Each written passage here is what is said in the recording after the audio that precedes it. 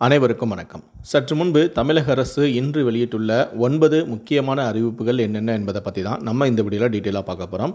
So முடிந்த அளவுக்கு இந்த வீடியோவை ஸ்கிப் பண்ணாமல் முழுமையாக பாருங்கள். இந்த வீடியோக்குள்ளே போகிறதுக்கு முன்னாடி இந்த வீடியோக்கு ஒரு லைக் பட்டனை ப்ரெஸ் பண்ணிடுங்க. நீங்கள் இதுவரைக்கும் என்னோட சேனலை சப்ஸ்கிரைப் பண்ணாமல் இருந்தீங்கன்னா மறக்காமல் சப்ஸ்கிரைப் பண்ணிக்கோங்க. கூடவே அந்த பெல் சிம்லையும் மறக்காமல் கிளிக் பண்ணிக்கோங்க. சரி, வாங்க இப்போ நாம் வீடியோக்குள்ளே போகலாம். முதல் அறிவிப்பு: தமிழ்நாட்டில் நியாய விலை கடைகளில் மார்ச் 31ஆம் தேதி வரை வேட்டி சேலையை பெற்றுக்கொள்ளலாம். பொங்கல் வேட்டி சேலைகளை இதுவரை வாங்காதவர்கள் மார்ச் 31ஆம் தேதிக்குள் ரேஷன் கடைக்கு சென்று பெற்றுக்கொள்ளலாம் என தெரிவிக்கப்பட்டுள்ளது. இரண்டாவது அறிவிப்பு: தமிழ்நாட்டில் மார்ச் 3ஆம் தேதி நடைபெற்ற 12ஆம் வகுப்பு பொதுத் தேர்வை 11,430 பேர் எழுதவில்லை என அரசு தேர்வுகள் இயக்கம் தெரிவித்துள்ளது. மார்ச் 3ஆம் தேதி நடந்த மொழிப்பாட +2 பொதுத் தேர்வை 8,02,567 மாணவர்கள் எழுதியுள்ளனர். மூன்றாவது அறிவிப்பு: தமிழ்நாட்டில் மார்ச் 4ஆம் தேதி 5 மாவட்ட பள்ளி கல்லூரிகளுக்கும் அரசு அலுவலகங்களுக்கும் விடுமுறை அறிவிக்கப்பட்டுள்ளது. கன்னியாகுமரி மாவட்டம் சாமித்தோப்பில் ஐயா வைகுண்டசாமி அவதார நாளன்று தலைமைப்பதிக்கு பெருந்திரளாக மக்கள் வருகை தருவார்கள்.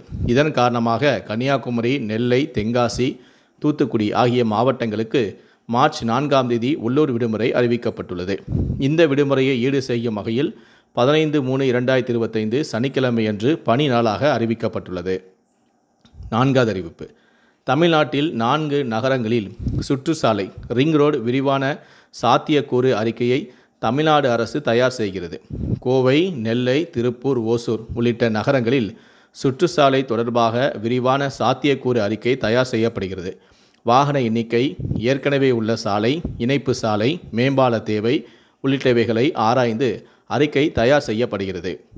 ஐந்தாவது அறிவிப்பு: தமிழகம் முழுவதும் முதற்கட்டமாக 1000 டீசல் பஸ்களை CNC பேருந்துகளாக மாற்ற முடிவெடுக்கப்பட்டுள்ளதாக போக்குவரத்து துறை தரப்பிலிருந்தும் தகவல் தெரிவிக்கப்பட்டுள்ளது.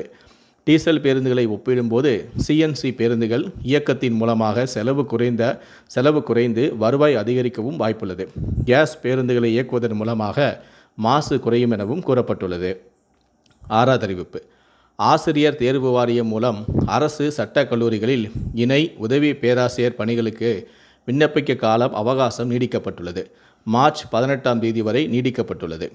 ஏழாவது அறிவிப்பு: தமிழ்நாட்டில் அதிகபட்ச வெப்பநிலையானது 2 முதல் 3 டிகிரி செல்சியஸ் வரை அதிகரிக்கக்கூடும் என வானிலை ஆய்வு மையம் தெரிவித்துள்ளது.